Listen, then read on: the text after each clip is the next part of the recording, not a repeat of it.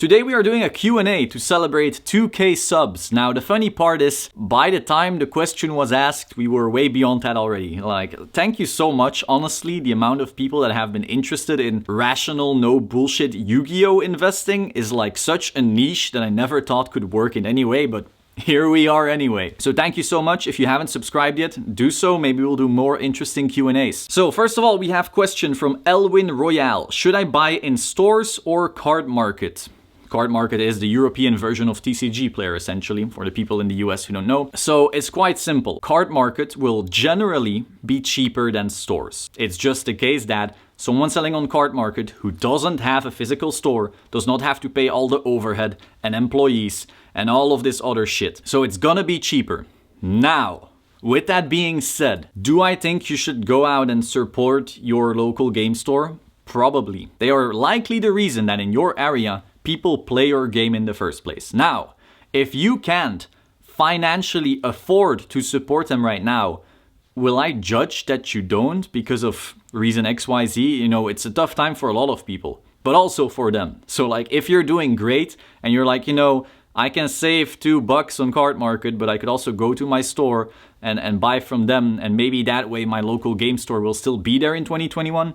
I think you should probably go support them a little. But if you're like, damn, I just got laid off and Christmas is coming and blah, blah, blah, no one is gonna judge you for going online, seriously. But it's just basic empathy and common sense. Are you able to go and support your game store? Absolutely do it. These people are running an awful business model. Like, sorry, but it is an awful business model.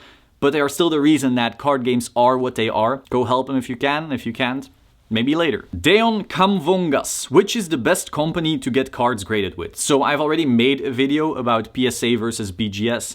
Personally, I like PSA slabs. I like PSA the company. If you don't, go with BGS. If you do, go with PSA. It's very simple. I think both companies are fine. Generally, PSA 10s are more valuable than BGS 9.5s, and BGS 10s are almost never given out, so kind of got to weigh your options there. But both are fine companies to me. I just don't like BGS cases and how the cards kind of floated inside them for the longest time. But it is what it is. I own cards from both companies and you know, they're both fine. I just grade with PSA. Super Deco 92. What's your take on investing in gold cards? Funny that you asked. I actually already recorded the video investing in gold cards. I do not know if this Q&A will actually go up before or after.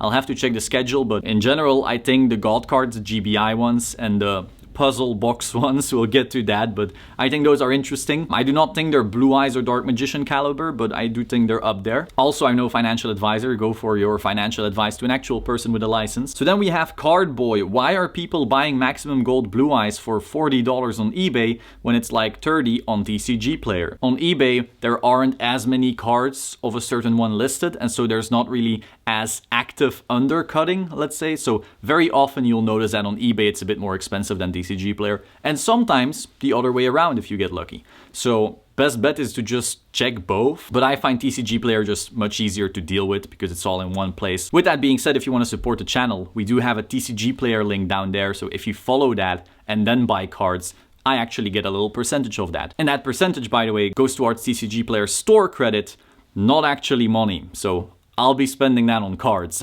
Owen Co, when you refer to vintage, does that mean old school Yu-Gi-Oh before GX and 5D, or does the value apply to those eras as well? So when I say vintage, I generally do mean old school. Now, do I like GX? Absolutely. Like, there's literal pictures of me as a little kid watching Yu-Gi-Oh GX and printing out Zane pictures and crazy shit like that. Like, I love GX. But Yu-Gi-Oh, in terms of general appeal, was at its peak in Duel Monsters. Most people will recognize a Blue Eyes, but will not recognize Elemental Hero Flame Wingman. So when we are considering the long-term appreciation on cards, I do think that the Duel Monsters era cards will forever do better. However, GX and 5Ds do have their special extra rare rarities. You do have your ultis from E-Heroes and Cyber Dragons and so forth, and you do have your Ghost Rares in 5Ds. So their scarcity may end up make them do really, really well. And so far they have been. It's just that at the core, I feel the most nostalgic and iconic cards are the ones from Duel Monsters. And surely some kids did grow up on GX and 5Ds, but the amount was smaller. I feel like Duel Monsters was number 1, and then it was GX, and then it was 5Ds, and then everything after that has felt really fucking mediocre in comparison, at least towards children. That is where you create your childhood memories. It's in the word child. But I think all of them are fine, really. But when I say vintage, I do mean the Duel Monsters era and the Battle City era. Vince702, thoughts on OCG exclusive cards like trophy cards or prize cards? So kind of different, like there's OCG exclusives and some of them may go up. Like I am no OCG expert. I never really cared for them much. So without a lot of interest, I don't tend to get a lot of knowledge about something. And when I don't have a lot of knowledge about something, I do not want to get loud about them. So you will never watch me make like some insane detailed guide on OCG unless I talked to some experts or even have some experts on the channel on that specific topic. I will get loud about other stuff when I know my shit here. So OCG, like exclusively OCG, I couldn't tell you. Now trophy and prize cards, however, as a concept, I believe in heavily. Whether they're OCG or TCG doesn't really matter to me. The point is that they are pieces of history for the game that are also extremely scarce because they're 1 of 1 or 3 of 3 of at least in that range. There's not a 10,000 of these or 100,000 of these. They are in a completely different caliber from other rare cards. When people look at Ghost Rara, 10,000 Dragon, or even regular Ghost Rares and Ultis and LOB cards and so forth, these are still far less scarce than prize cards. So I heavily believe in prize cards. But they do have to be like legitimate prize cards. Like, oh, there was this major event where the winner got it. Not, oh, every shop got a prize card. Stuff like that. You know, there's still a difference. And so I don't know if in the OCG they give out just shop prize cards. Those would not be the ones I'm looking at. But if it's like, wow, only top 8 got this specific card and was never reprinted again, that's interesting to me. Relentless Roy asks, what's your hair routine like? How do you manage long hair? Honestly, my routine is pretty fucking shit. Like I just shower, I use regular shampoo, and then I use just a brush to go through this so it doesn't get like knotted, but I don't do anything fancy or anything like that. Jimmy Ha, what is a good platform to buy raw cards for grading from? I'm losing faith in eBay and TCG Player real fast. The cards are always damaged.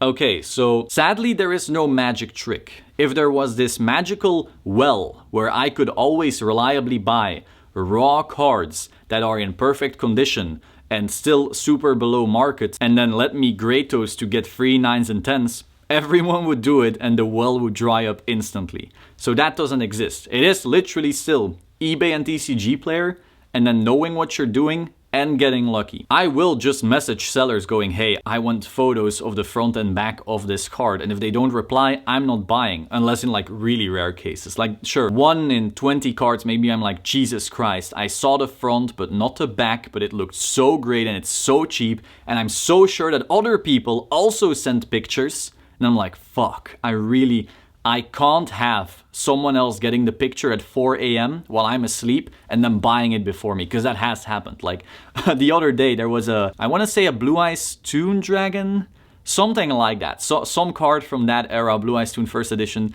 I think, and I got a picture back and I was like, it's an insane price, vintage card. Now I just got a picture from the back. I was like, oh, this looks great. I'm gonna order, and it's gone. I asked the seller, oh, is it gone already? And someone went, yeah, other people also asked for pictures. So I was like, fuck.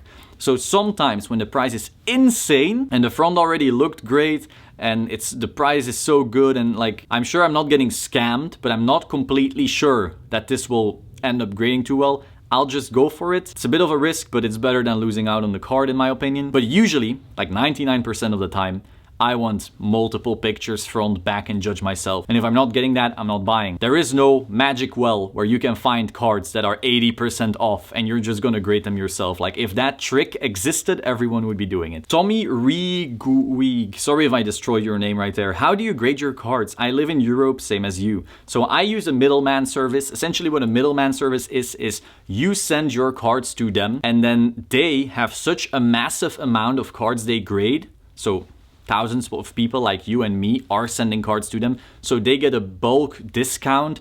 the likes of which you've never seen. Like some are so large, like Lutkin's Collectibles, that they probably have specific contracts with them, and then they essentially just send it for you. You're kind of slower because you have to go through them, but it really just gets rid of a lot of hassle. So me personally, I go through Lutkin's Collectibles, but there's many middleman services like this. Technically, I could ship to PSA, but there's a whole lot of extra BS that I would have to go through because I live in Europe, so I get the struggle. But yeah, that's that. Chucky101, what high-end card are you currently saving for? So this question is a bit weird because technically I'm not saving for one. Like, apart from, I guess, LOB First Edition Blue Eyes in PSA 10, I'm not really priced out of any cards, and I know that, like, sounds awful. So if there was a card for sale that I really wanted, I could buy it. But I have this rule for myself that I never want more than 20% of what I own to be in cards. Again, this is a very speculative market. If you plan on putting 100% of your money into cards, hoping to get rich or wealthy or of that, you are so over leveraged and overexposed to just such a niche thing. Whew, I would get the yikes. I would shiver and die, literally. That's so much risk. And so because I want to keep that sliver limited, before I can justify for myself like, hey, I buy card X that I really want, I first need to have enough in other assets that I can say now I allow myself to buy that card. So it's never really saving up. Some interesting cards I've been looking for example, are Toons. I do have Blue Eyes Toon Dragon, Toon Summon Skull, Toon Mermaid, and Toon World already. I also got my Toon Cannon Soldier in, so I'm pretty close to completion. But Toon Table of Contents from tournament packs I find interesting. It's definitely not a grail card. It's definitely not up there in all the magical stuff. Like, it's not even from the original Toons. But now that I've, got the others, that's the next thing I'm looking for. But again, it's not high-end, it's not super fancy. It's just whenever some more money comes into the I allow myself to buy this collectible fund, then I'll go get that one. Toon Dark Magician Girl is also in that category. I really don't know. I kind of want to have a Time Wizard maybe. Honestly, like a few months ago, I already thought, wow, I have everything I want. This sucks. I think that's like a good thing to have. It's a good problem to have. So now I'm just filling out my little niche things, There's plenty of cards that I think, wow, these are financially smart. And then there's cards that I'm like, wow, I want these for my collection. So Toons is like that. I don't really give a fuck about their appreciation. I do believe in vintage Toons because they're vintage and iconic. But these I just really want for myself, so some Toon stuff, essentially. They're also not in the same category as Dark Magician, Blue Eyes, all that kind of stuff. I technically don't have a DDS Blue Eyes. That's interesting, but I don't know, I never really cared that much for DDS either. Toshi Rokano. I just got some DDS cards. Funny coincidence. The Dark Magician wasn't perfect. Any way to restore cards? This one is mildly played. So no, there is no real way to restore cards in the sense that if something has actual chips in it, there's nothing you can do about it. And if you actually touch up cards, they won't even grade them. There's plenty of Magic cards actually like this, where the borders are black and then they have some whitening and people try to use a marker to make them black and then send them in for grading. Very consistently, they just look at it and go, ah, nice try, fuck off. So be very aware of that. You can't just start touching up cards like that. However, and this is a video I do want to do, there is a few things you can do to make the card more presentable so it's more likely to grade well. For example, sometimes there will be some waxiness or fingerprints from basically grease on the card that you can take off. There are certain things you can do to kind of eliminate some of that. Maybe there's a slight pressure point, not to the point where the card is damaged, but it would fuck your grade and you can kind of flatten that out. So there's a few nuances you can do, but be very aware that if you don't know what you're doing, you're more than likely gonna damage your card even more. So I do plan on having videos of that on the channel. I just haven't gotten any cards that were damaged enough to do it with, because I vet cards so precisely that I never got one where I'm like, oh, I really gotta fix this back with this cloth and blah blah blah. I just haven't had it. So maybe I'll get one in the near future so I can do a video on it. I'm sure there's plenty of videos actually on YouTube already that show this off, so maybe just check that out. But so yeah, there are ways to kind of present your cards better, but it's quite risky if you don't know what you're doing, and turning a mildly played card into a mint condition one is just not gonna happen. Actual nicks and dings and scratches, you're shit out of luck. Final question, Jesse Kozlowski. What are your thoughts on ghost rares? New ghost rares versus classic ghost rares. So ghost rares are weird to me because I personally don't give a fuck. However, they have gone up a lot, and clearly there's collectors who really, really care about them. So I'm not gonna judge and go like, oh, there's no market, or oh, these aren't investable, or blah, blah, blah, because clearly they have done well, and clearly there's an interest. Me personally, I just don't care. I grew up on Duel Monsters, then we had Battle City, then we had GX, and I played somewhat competitively around synchros, in the sense that I played competitively in the Dark Armed format, Teledad. You know, in Teledad you would use Emergency Teleport, Krabons, Yugioh Guardian. So like I did experience the 5D and the Ghost Rares.